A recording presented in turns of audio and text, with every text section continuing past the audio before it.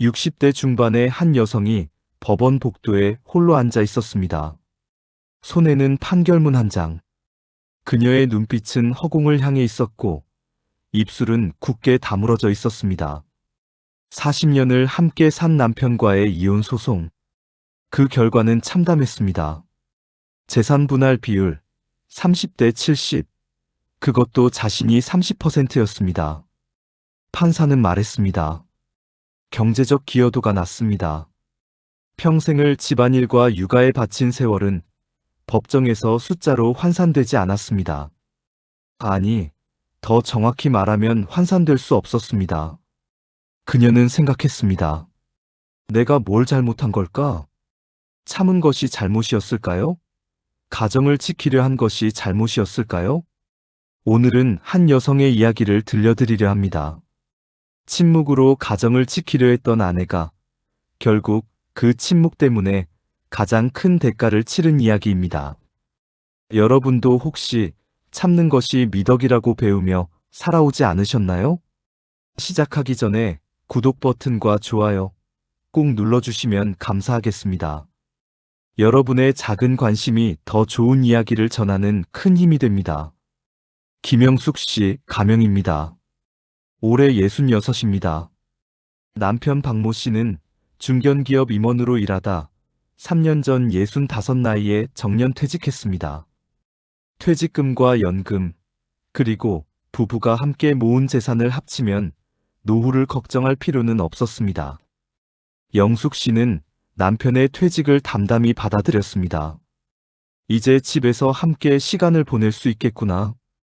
여행도 가고 손주들도 더 자주 보고 그렇게 생각했습니다. 하지만 남편은 달랐습니다. 퇴직 후 한 달쯤 지났을 때부터였습니다. 남편은 아침 일찍 집을 나서기 시작했습니다. 처음엔 운동하러 간다고 했습니다. 등산도 하고 수영도 다닌다고 했습니다. 여보, 점심은 집에서 먹을 거예요? 아니, 밖에서 먹고 올게. 대답은 짧았고 표정엔 미소가 없었습니다. 저녁도 자주 거릅니다. 친구들 만난다는 이유였습니다. 퇴직자 모임이라는 곳도 나간다고 했습니다. 영숙 씨는 이해하려 했습니다. 평생 회사에만 매달려 살던 사람이 갑자기 집에만 있으면 답답하겠지. 남자들은 원래 밖에서 노는 걸 좋아하니까. 하지만 뭔가 이상했습니다. 남편의 옷차림이 달라졌습니다. 예전엔 운동복 차림으로 나가던 남편이 어느 순간부터 깔끔한 셔츠에 청바지를 입고 나갔습니다. 머리에 왁스를 바르고 향수까지 뿌렸습니다. 여보, 오늘따라 멋부렸네요? 그냥 기분 전환 좀 하려고. 남편은 시선을 피했습니다. 귀가 시간도 점점 늦어졌습니다. 처음엔 저녁 6시, 7시였던 것이 8시, 9시가 되고 어떤 날은 밤 11시가 넘어서 들어왔습니다. 어디 갔다 오세요? 친구들이랑 술 한잔 했어. 술 냄새는 나지 않았습니다. 대신 샤워 냄새가 났습니다. 영숙 씨의 가슴이 철렁했습니다. 더 이상한 건 남편이 집에 돌아와서도 바로 씻으러 간다는 것이었습니다. 현관문을 열고 들어서자마자 피곤하다며 욕실로 직행했습니다. 샤워 시간도 길었습니다. 예전엔 10분이면 끝났는데 요즘은 30분이 넘었습니다. 그리고 휴대폰. 남편은 항상 휴대폰을 뒤집어 놓았습니다. 화면이 보이지 않게. 전화가 와도 다른 방으로 가서 받았습니다. 카톡 알림음도 껐습니다. 어느 날 밤이었습니다. 남편이 샤워하는 동안 침대 옆에 놓인 휴대폰에서 불빛이 새어나왔습니다. 영숙 씨는 무심코 화면을 봤습니다. 카톡 알림이었습니다. 오빠, 오늘 너무 좋았어요. 발신자 이름은 회사 후배 김대리였습니다. 영숙 씨의 손이 떨렸습니다. 가슴이 쿵쾅거렸습니다. 욕실에서 물 흐르는 소리가 들렸습니다. 남편은 여전히 샤워 중이었습니다. 그녀는 천천히 휴대폰을 다시 뒤집어 놓았습니다. 그리고 모른 척했습니다. 영숙 씨는 알았습니다. 남편에게 다른 여자가 있다는 것을. 하지만 묻지 않았습니다. 따지지도 않았습니다. 왜일까요? 그녀는 이렇게 말했습니다. 이 나이에 싸우고 싶지 않았어요. 40년을 함께 산 사람인데 이제 와서 갈라서고 싶지도 않았고요. 그냥 시간이 지나면 정신 차리겠지, 그렇게 생각했어요. 영숙 씨는 1958년생입니다. 그녀가 자란 시대엔 여자는 참는 것이 미덕이었습니다. 시어머니 구박을 참고 남편의 무관심을 참고 집안 살림의 고됨을 참았습니다. 우리 어머니도 그렇게 사셨어요. 아버지가 밖에서 무슨 일을 하든 어머니는 묻지 않으셨어요. 그게 현명한 아내의 자세라고 배웠죠. 남편은 명문대를 나와 대기업에 입사했습니다. 승승장구했습니다. 영숙 씨는 그런 남편을 뒷바라지했습니다.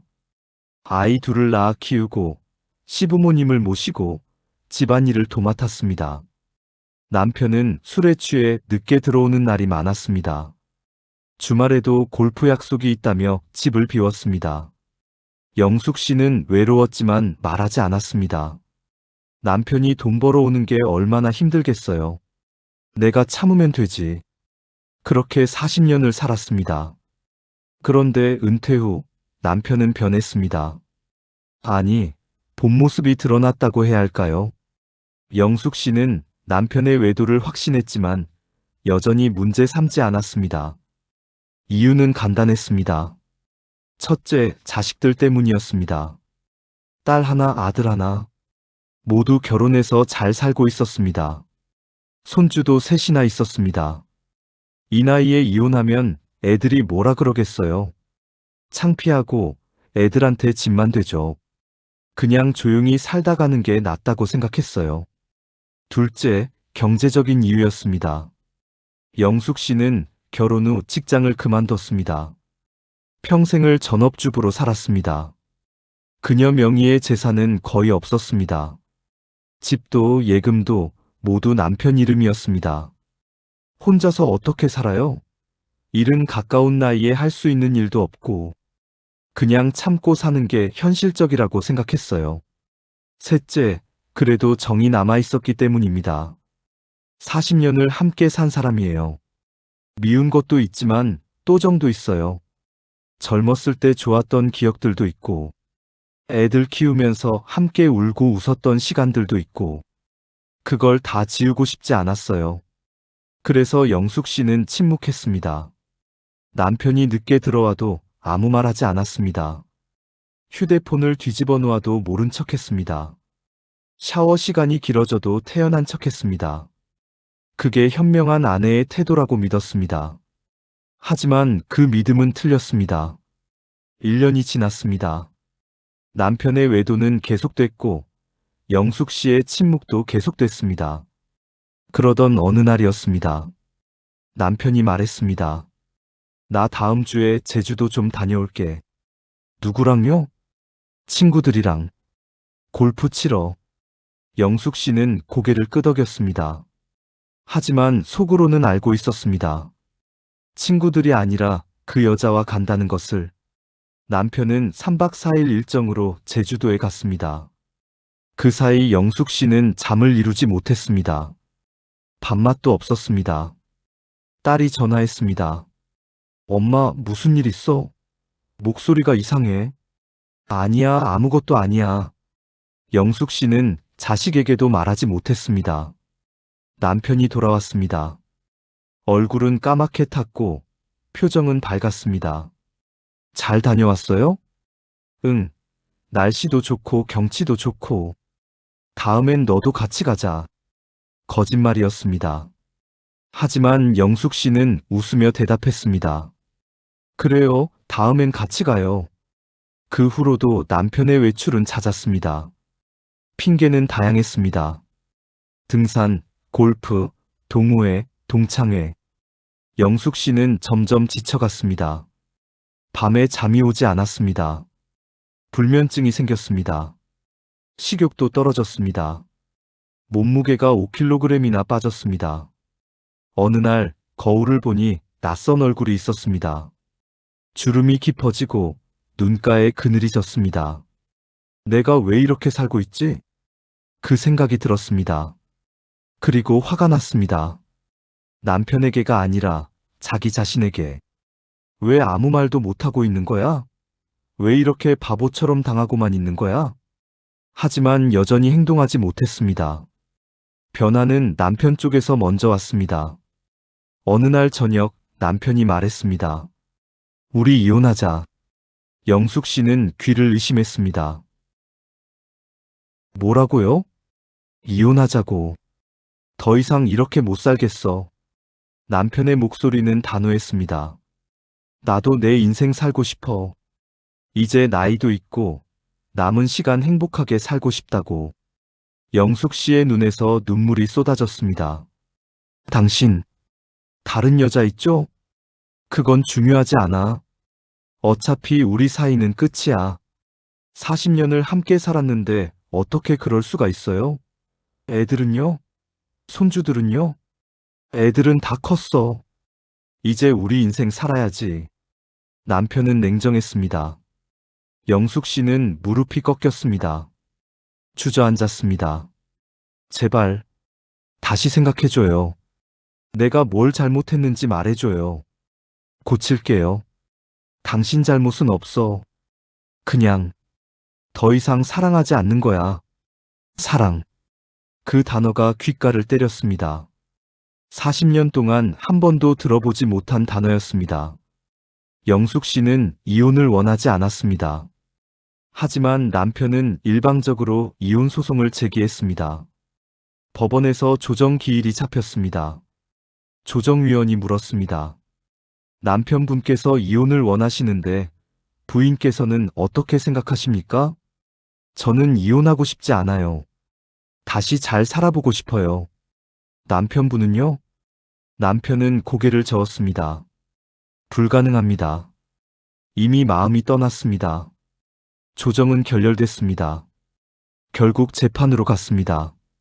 재판 과정은 고통스러웠습니다. 남편 측 변호사가 주장했습니다. 부부 관계는 이미 파탄났습니다. 원고 남편은 더 이상 피고 영숙 씨와 생활할 의사가 없습니다. 영숙 씨 측에서 반박했습니다. 남편의 외도 때문에 혼인 관계가 파탄난 것입니다. 유책 배우자의 이혼 청구는 받아들일 수 없습니다. 그러자 남편 측 변호사가 말했습니다. 외도 사실을 입증할 증거가 있습니까? 영숙 씨는 아무것도 준비하지 못했습니다. 휴대폰을 확인한 적도 없고 뒤를 밟은 적도 없었습니다. 증거가 없었습니다. 판사가 물었습니다. 부인, 남편의 외도를 언제 알게 되셨습니까? 2년 전쯤이요. 그때 남편에게 문제를 제기하셨습니까? 아니요. 왜 그러셨습니까? 영숙 씨는 대답하지 못했습니다. 왜냐고요? 가정을 지키고 싶어서. 자식들 상처 주기 싫어서. 혼자 살 자신이 없어서. 그래도 정이 남아서. 하지만 법정에서 그런 말은 통하지 않았습니다. 판사는 판결문에 이렇게 적었습니다. 피고는 원고의 외도 사실을 알고도 이를 묵인하였으며 이는 혼인관계의 파탄을 방조한 것으로 볼 수 있다. 방조. 영숙 씨의 침묵은 법정에서 공범이 됐습니다. 그리고 재산 분할. 40년 동안 모은 재산은 15억 원 정도였습니다. 아파트, 예금, 퇴직금, 주식 등을 합친 금액이었습니다. 남편 측은 주장했습니다. 이 재산은 대부분 원고가 직장 생활을 통해 형성한 것입니다. 피고의 기여도는 매우 낮습니다. 영숙 씨 측에서 반박했습니다. 피고는 40년간 가사와 육아를 전담했습니다. 원고가 직장 생활에 전념할 수 있었던 것은 피고의 희생 덕분입니다. 판사는 판단했습니다. 재산 분할 비율 남편 70%, 영숙 씨 30%, 4억 5천만 원. 40년의 세월에 대한 값이었습니다. 더 큰 충격은 집이었습니다. 현재 살고 있는 아파트는 남편 명의였습니다. 시가 10억 원 정도 됐습니다. 판사는 말했습니다. 부동산은 원고에게 귀속시키고 원고는 피고에게 현금으로 재산분할금을 지급하라. 영숙 씨는 집에서 쫓겨나게 됐습니다. 40년을 살던 집, 아이들을 키운 집, 온갖 추억이 담긴 집. 그 집에서 가장 먼저 밀려난 사람은 영숙 씨였습니다. 재판이 끝난 후 복도에서였습니다. 남편이 다가왔습니다. 미안해. 하지만 이게 우리 둘 다에게 나은 선택이야. 영숙 씨는 남편을 똑바로 쳐다봤습니다. 당신 행복하세요? 응. 그 여자랑요? 남편은 대답하지 않았습니다. 돌아섰습니다. 영숙 씨는 그 뒷모습을 바라봤습니다. 40년을 함께 산 사람의 뒷모습이 이제는 낯설기만 했습니다. 현재 영숙 씨는 작은 원룸에서 혼자 살고 있습니다. 재산 분할금 4억 5천만 원 중 일부로 전세를 얻었고 나머지는 생활비로 쓰고 있습니다. 자식들은 엄마 편을 들어줬지만 그것만으로는 부족했습니다. 엄마, 우리랑 같이 살자. 딸이 제안했지만 영숙 씨는 거절했습니다. 괜찮아.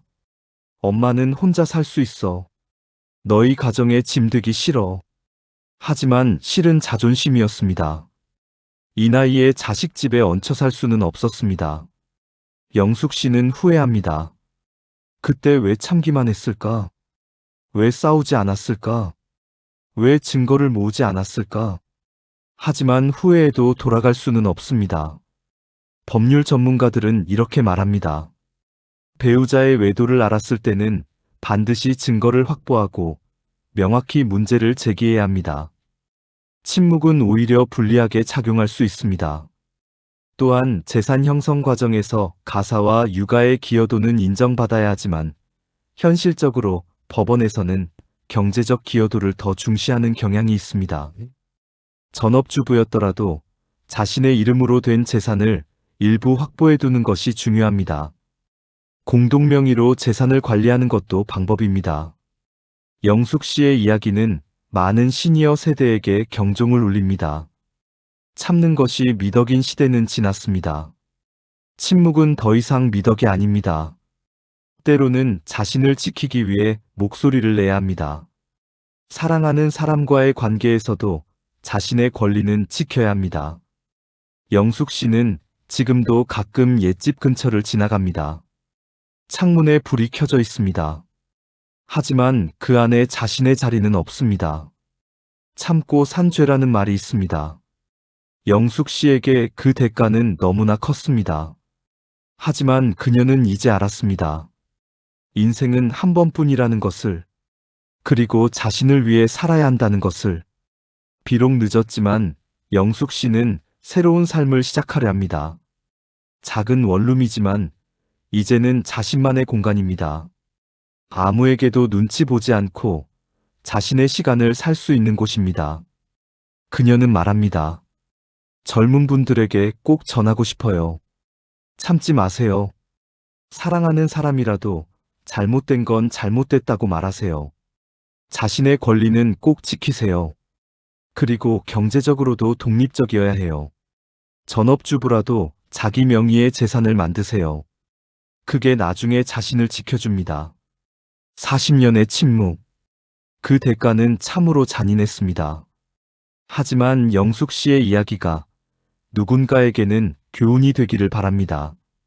당신의 인생에서 당신이 주인공입니다. 참는 것보다 중요한 것은 자신을 지키는 것입니다.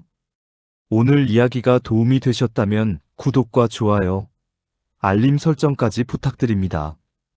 여러분의 응원이 더 좋은 이야기를 만드는 힘이 됩니다. 댓글로 여러분의 생각도 들려주세요. 감사합니다.